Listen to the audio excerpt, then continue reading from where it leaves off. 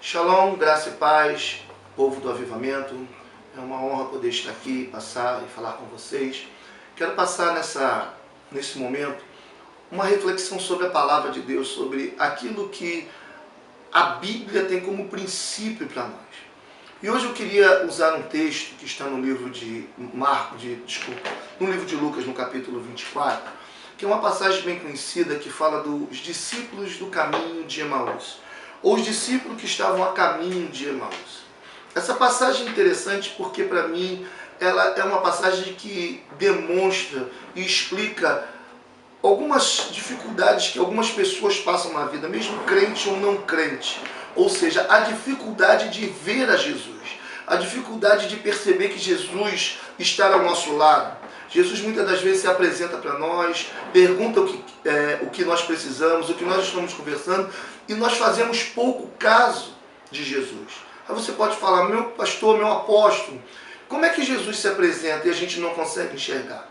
Claro que eu não estou falando de um Jesus se apresentar fisicamente, onde nós podemos estar vendo fisicamente, mas do Jesus que disse que estaria conosco todos os dias até a consumação dos séculos, que se nós chegássemos até Ele nunca nos despediria de mão vazia. E também a Bíblia diz, mais bem-aventurado aqueles que não viram, mas creram. Então o que eu quero dizer é o seguinte, eu creio que Jesus está ao meu lado, que Jesus está próximo de mim, que Jesus ele tem condições e quer estar sempre perto de mim, mesmo quando eu estou fazendo caminhos e rotas erradas. Quando eu olho para esses dois homens, que a Bíblia chama de discípulos, e a gente sabe que discípulo é aquele que anda ao lado, aquele que anda próximo, aquele que caminha junto. Então nós estamos falando aqui de dois homens no capítulo de Lucas 24, do verso 13 em diante. Eu vou depois citar alguns versículos aqui para nós entendermos isso melhor. Mas desses dois homens que provavelmente andaram com Jesus nos seus 3 anos e meio de ministério. Eles não eram da equipe dos 12 apóstolos, porém a Bíblia os cita e Lucas os cita como discípulo. Então, usando a nossa imaginação, que nós somos inteligentes, vamos entender que esses discípulos podem ter sido, esses dois discípulos podem ser daqueles que faziam parte dos 70, que Jesus enviou de 2 em 2 as cidades para pregar. E agora, depois da morte de Jesus, o texto vai dizer que já se passam 3 dias. E esses discípulos estão fazendo o caminho de volta. Deixa eu ler o texto para você entender melhor. Diz assim, do verso 13 em diante. E naquele mesmo dia, 2 deles estavam de caminho para uma aldeia chamada Emaús, distante de Jerusalém, 60 estádios. E iam conversando a respeito de todas as coisas sucedidas.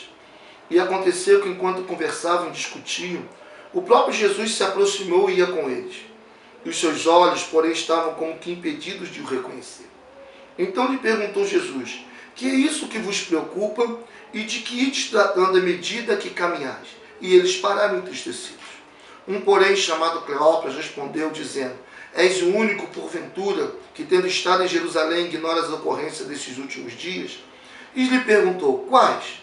E explicaram o que aconteceu a Jesus o Nazareno, que era varão profeta, poderoso em obras e palavras, diante de Deus e de todo o povo.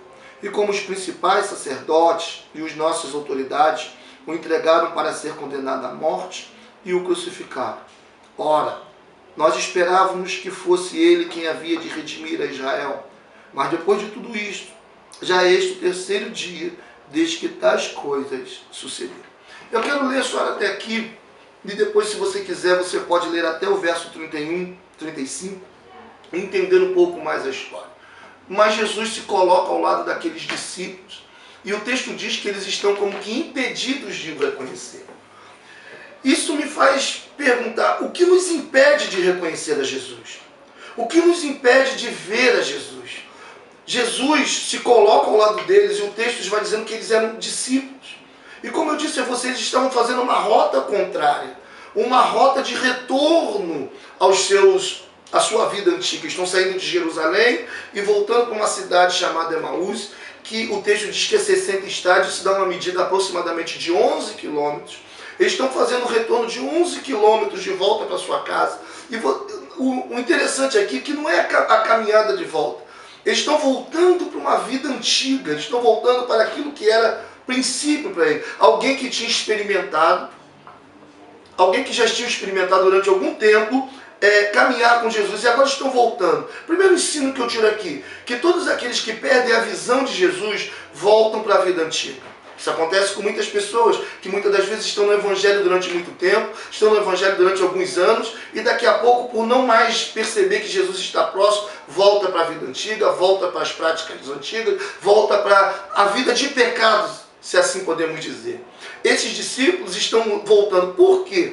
Eu poderia citar algumas coisas muito importantes, mas como o nosso tempo é sucinto, eu quero citar somente uma. O que está no verso 20, 19 e 20, e eles lhe perguntou quais, e eles explicaram o que aconteceu a Jesus Nazareno, que era varão profeta, poderoso em obras e palavra diante de Deus e dos homens, como os principais, dos sacerdotes, das nossas autoridades o entregaram para ser condenado e crucificado. Ora, nós esperávamos que fosse ele que havia de redimir Israel, mas depois de tudo isto, já é este o terceiro dia desde que tais coisas aconteceram.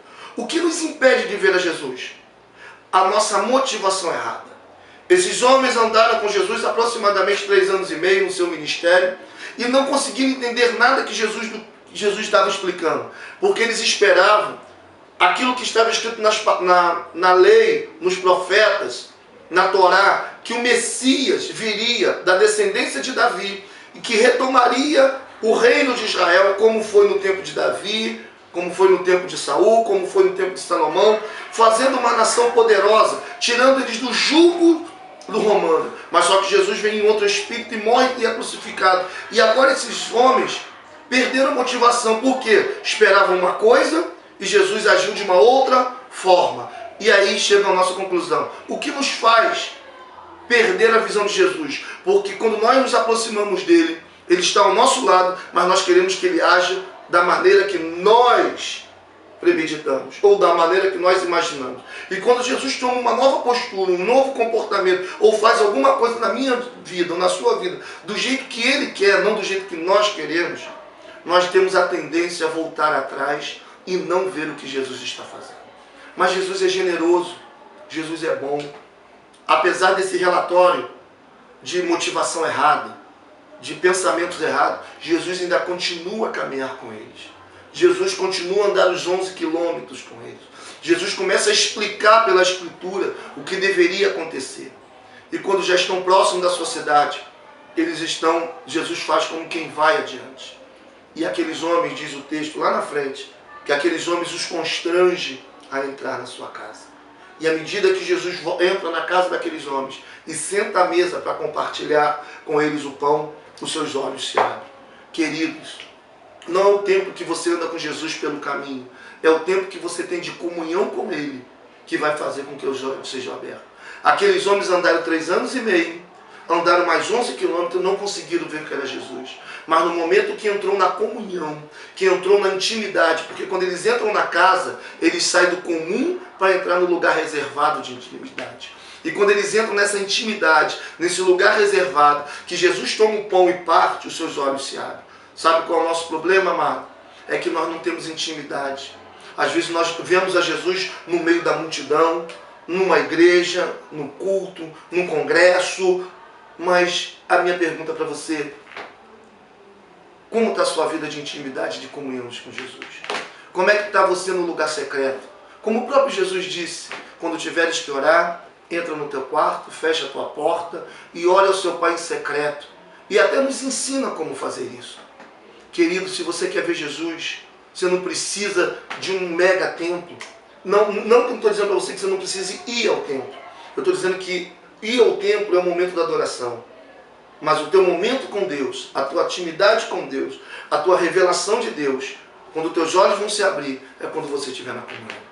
E isso, nem eu, nem ninguém nesse planeta, nenhum homem ungido desse planeta pode fazer isso por você. A decisão é sua.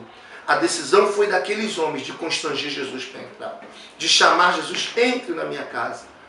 Então eu quero dizer para você, Jesus pode andar contigo, repetindo, anos, mas só vai se revelar se você chamar ele para a comunhão. Que Deus te abençoe.